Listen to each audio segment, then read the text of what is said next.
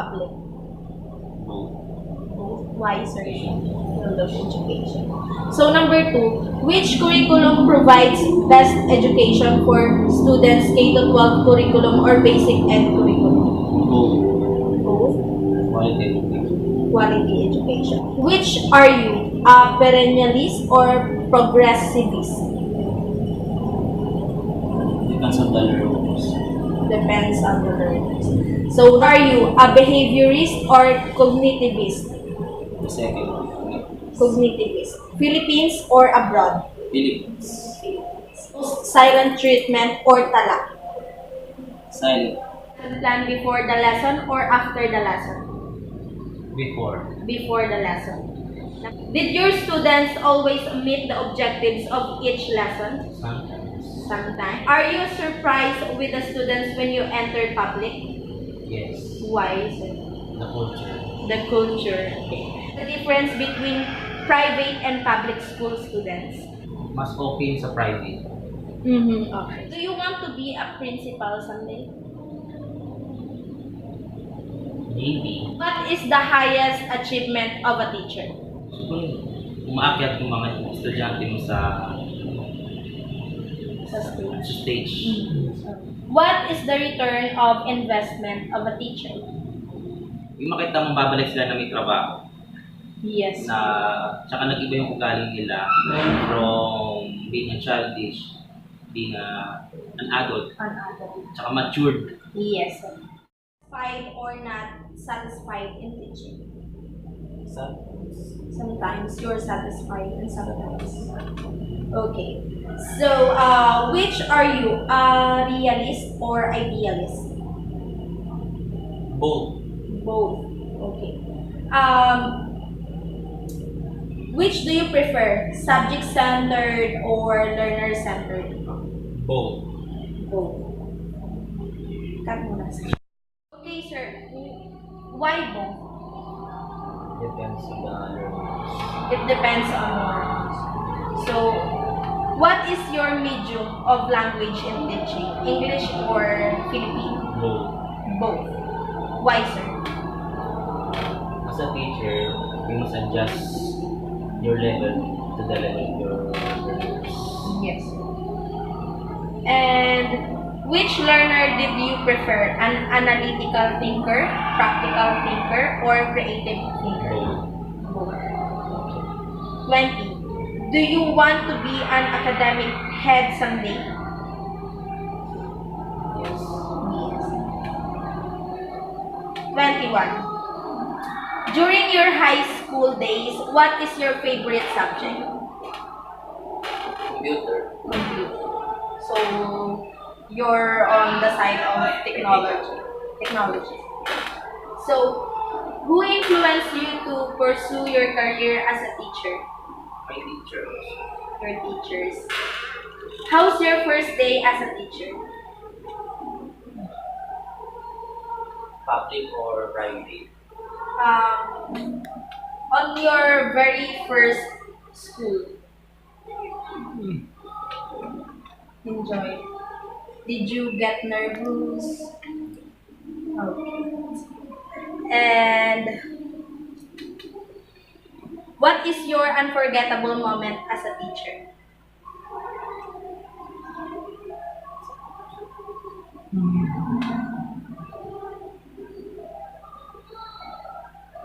Many to mention.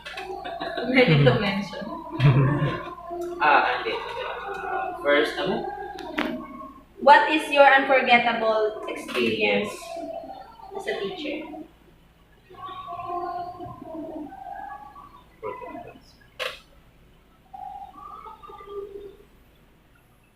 Dami. Marami. Pero isa doon yung first year ko ng teaching sa kinder. So, first time kong up as a para bang nakilaro. Yun, pinalubilo ko. Sa mga bata. Sa mga bata, pili mga age 5, 4, 5, 6 yan. Lalaro kami, tumatakbo-takbo sa klaso. So, 25. Did you experience any accident happen to your students during your period? Sa private, maganda ako ng inter. Normal na away pa. How about public?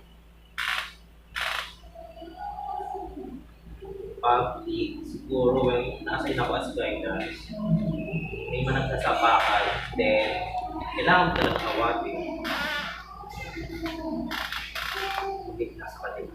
If yes, how did you able to cope? To cope with it? Accept ang reality ng magagawa. That is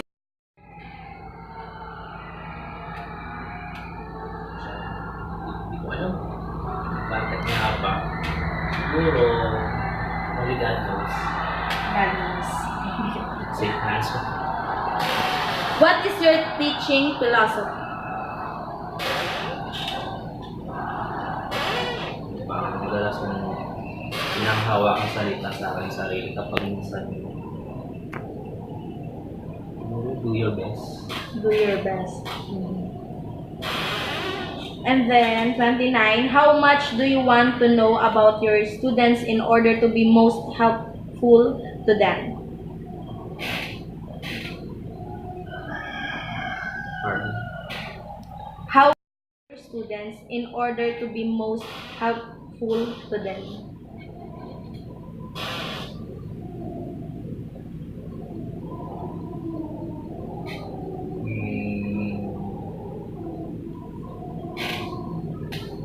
Next question. Next question. Sige, sir, pwede hindi na. So, why did you choose to work for a public school? Benefits. Benefits, yes. How can you help our school or students In what aspect? in academic aspect? So you give your time, your skills, share your knowledge. Okay, sir. Thank you. What did you find most frustrating about teaching? Reports. Reports, paperwork, sir. Paperwork. And how did you prepare your classroom ready for the first day of school?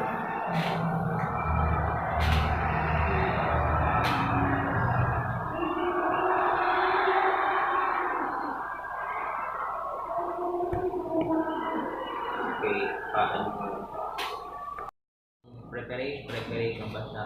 An activity or Inside the classroom, like the... Cut mo muna. Ano nga, paano nga? Yung magbibigay ka kagad ng rules or routine sa mga estudyante. okay. So, okay, ang ginawa, okay. Okay na, action.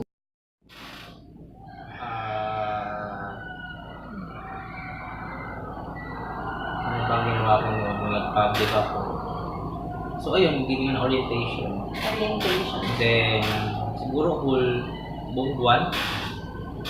Kasi para ano yung retention nila Yes. sa Paris. And how did you evaluate your students? We have evaluate. Yes. Assessment ba siya? Anong klase Yes, evaluate? like Anong klase? through quizzes or through recitations. Okay. Sa ALS, okay, sa public sa ALS, wala kasi ang pinakawakan ko lang is more on yung attendance. Pero talagang actual sa regular teaching, ako kasi ay non-formal eh. So, daw ganun stick sa mga pinapagawa. So, medyo iba yung way ng aking pagmamanage sa pag-evaluate sa learners. So, sa regular, siguro meron tayong tinatawag na formative, meron tayong summative, then syempre meron din tayong mga hindi nakukuha ng mga sulat, yung through interview, through observation. Thank you. And then, what are your strengths as a teacher? Meron pa ako. As what's my strength? Yes.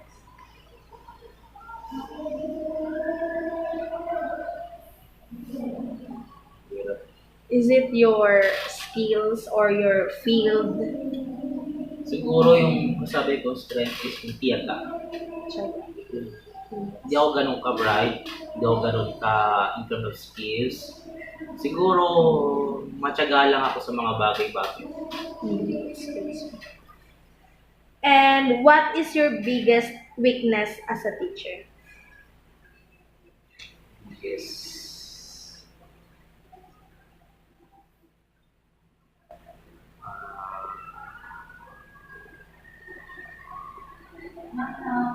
Yes. Balikan ko na lang. Sige po. How did you handle classroom management?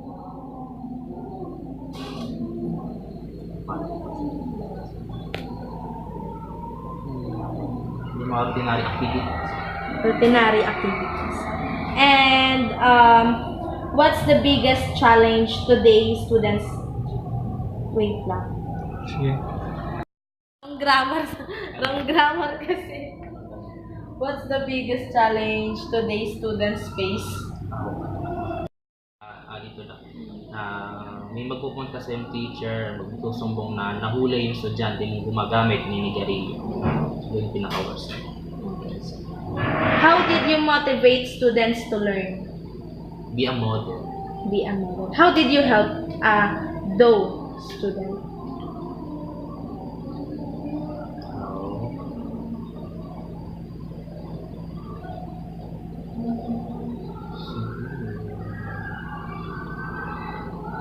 Paano nga ba? Kasi matatanda na yung mga estudyante ko eh. Sige sir, kahit skip natin yan. Yung mga mahihirap kahit skip natin. 42. How did you handle bullying among students? Bullying. Okay,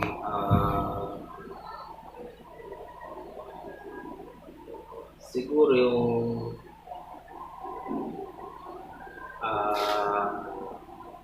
dialogue. Dialogue. What dialogue, sir, or what kind of? Paano ba? Bullying with inside or naganap na? Ano ulit yun, sir? Bullying dito sa loob or yung mga kahit sa labas or dito, basta yung nakarating sa'yo na nang bully si ganyan, yung estudyante mo nang bully. Siguro ako, okay. Ano ba ang ginawa ko? Siguro pinausap ko muna. And Bilang Sige lang po. your students. Wow.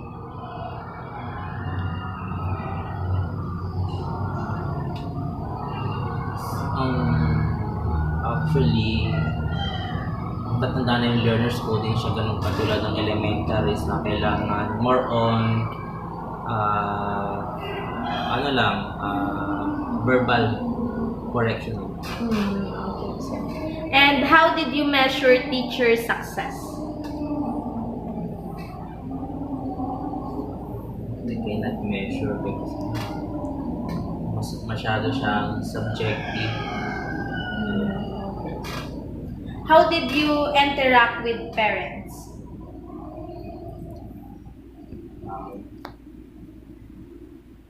Sometimes you should have an authority with them although they are old than siguro you also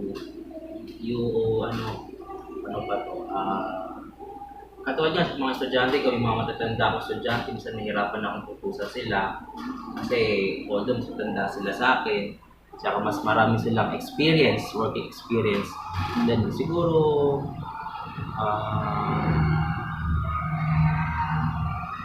yung parang depende pa rin sa learners, depende pa rin sa magulang kasi kung yung magulang ay sobrang makulit, may mga ganun ako na experience na kung ano yung gusto nila, yun lang, hindi ka nila pakikinggan. Kung ang gusto lang nila marinig, yung kung ano yung sasabihin nila, pero yung feedback ni teacher ay nilang yes sir. So, depende din sa situation. So, more on authority. Pwede, pero to be exact, siguro depende sa parent. Depende sa parents. May mga parent kasi lang talagang marunong umunawa at talagang napipil nila, pero iba kasi na kinukonsinte yung kanilang mga. Yes. So, besides from lecture, what methods of teaching did you use?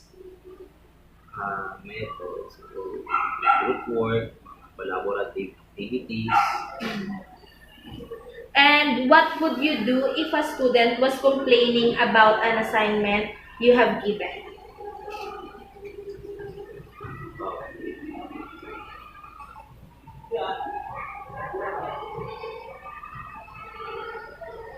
Kasi nagbibigay ng homework. Siguro, Sir, binababa ko na po yung, for example, projects, ano yan?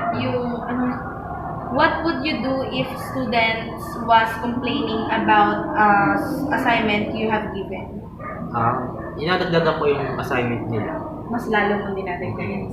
Then, at the end, doon ko binibigay yung reason, values behind kung bakit kailangan.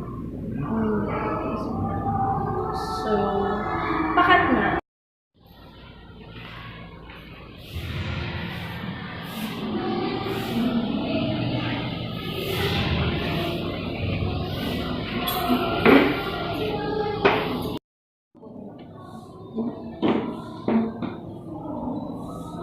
Sige. Let's Okay. go. Action. What is the worst thing about the school system today? The culture, The culture. the system. The system itself. Is there anything you wish you thought but you can't?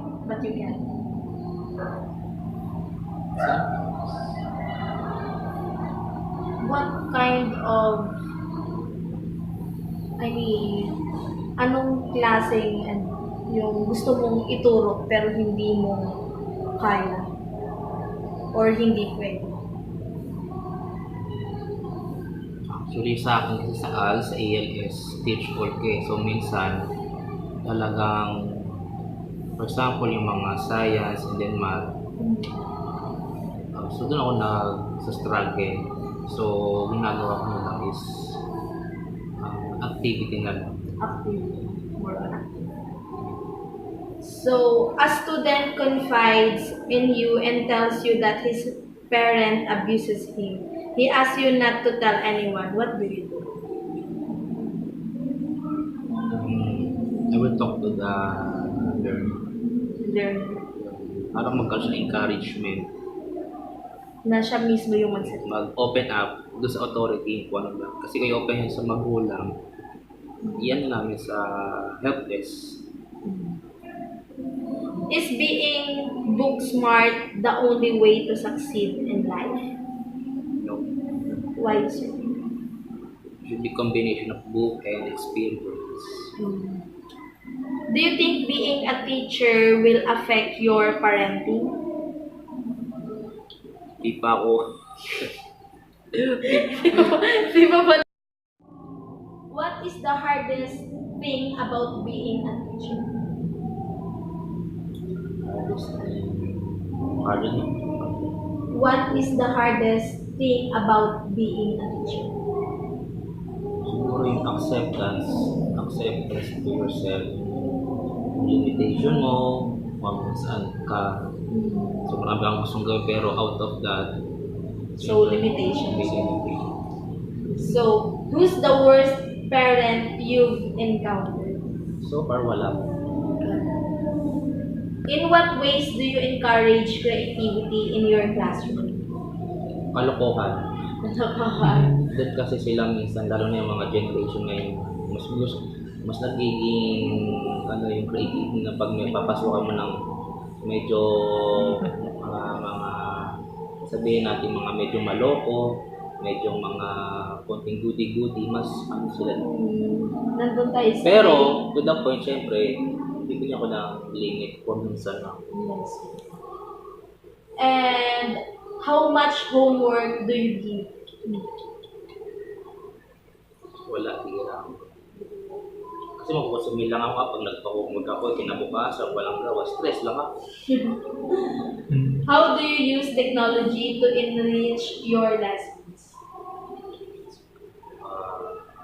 As a medium. What do you look for in a Katangian ng isang estudyante, siguro yung dedicated. dedicated? How closely do you follow your lesson plans? Right o yung correct answer? Kapag sinabi kong correct, syempre, from very beginning hanggang sa pinakatapos dapat sundin mo. Pero yung right, actually hindi talaga siya ma-execute eh. Meron kang idadagdag na wala sa lesson plan. Na doon mo lang malalaman, marirealize na ganun pala. So, what part of this job are you looking forward to? Ano nga? Part of What part of this job are you looking forward to? actually wala. Siguro wala. System?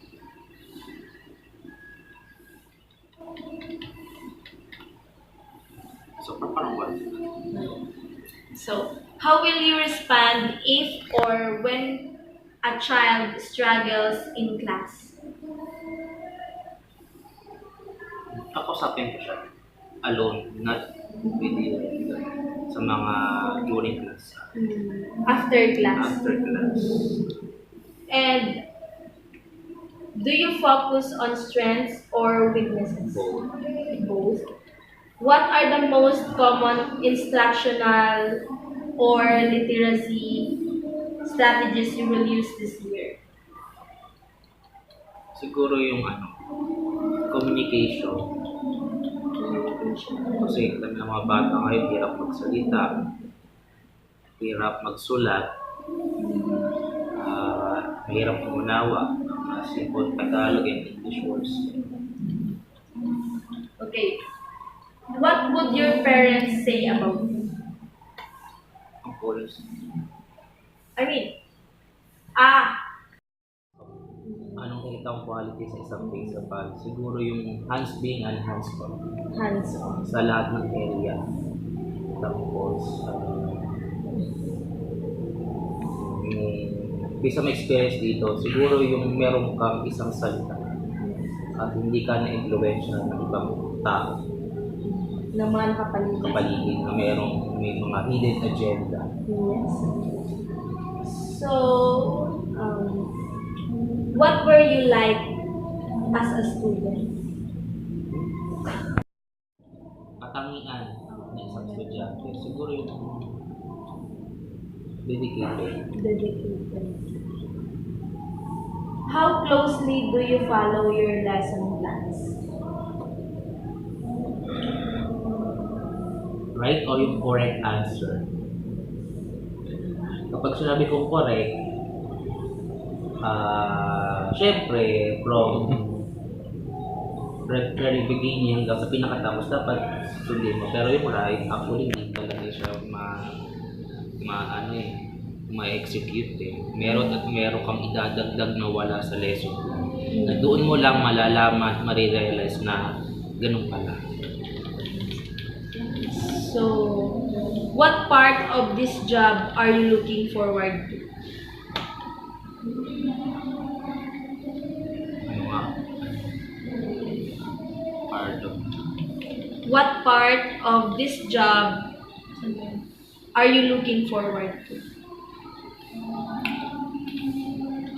actually wala. Siguro wala. System?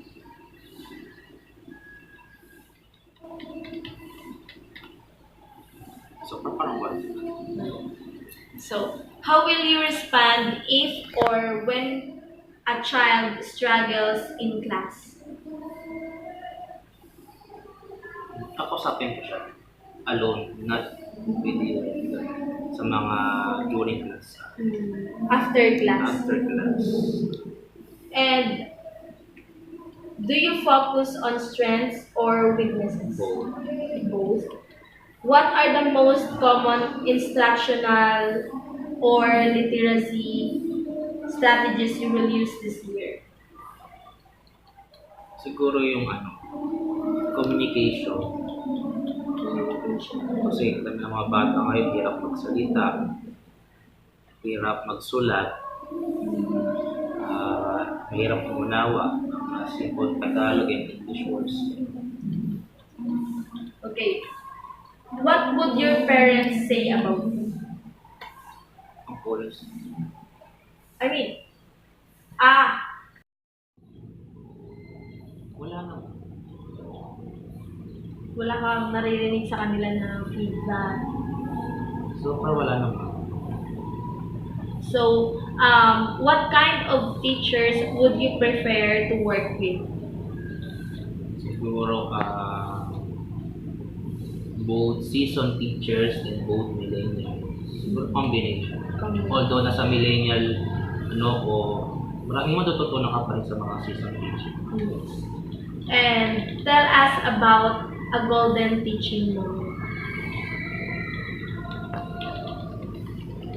Hindi ako aware. Ano bang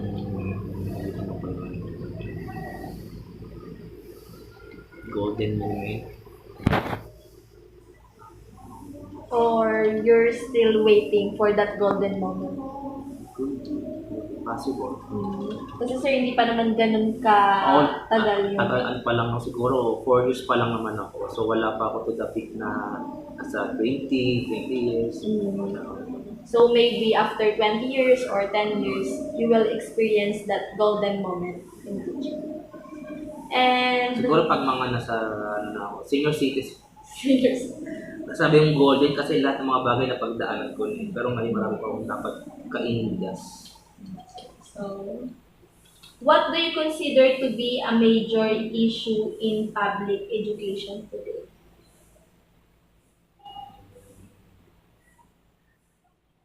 Major problem. Number 1 is yung literacy. Literacy. Pangalawa,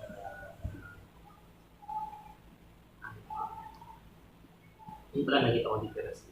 Kasi nagkakaroon sa education na mass promotion.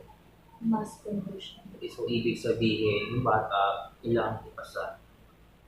So, mapapansin mo may mga high school na hirap magbasa, hirap magsulat, na pumapasa from elementary. So, sa DepEd, kasi may policy na bawal magbaksak. So, kung narinig na yun, pero hindi ganun na, bawal magbaksak. So, at pag pumasok na kayo sa talagang actual sa field ng pagtuturo, hindi mo ma-realize na ako personally, wala sa tanong eh. Okay, action. What do you envision will be your biggest challenge this year? Ano yung nakikita ko pa sa hinaharap?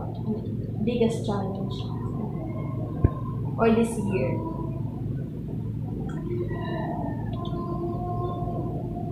Parang wala kasi everyday is a challenge. Everything's a challenge. Okay, sir. Okay lang. What was the most challenging lesson you have had to teach and how did you overcome the obstacles?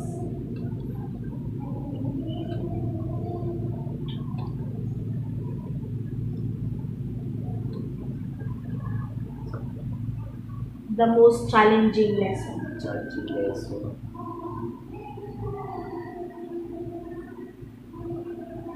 Siguro yung pag-aralan din yung lesson. Kasi kung di mo, actually sa ALS, pag di mo talagang, aside from sa, unlike sa regular, meron ka lang specific area, unlike sa kailangan aaralin. Siguro yung isa sa lesson ko na hindi lang ako teacher, estudyante rin ako. And how did you overcome the obstacles? Siguro yung mag-aral din. Mag-aral yun. talagang nandun lang yun sa tiyaga mo sa Tsagala. pag-aaral. Tsagala talaga. And that's it.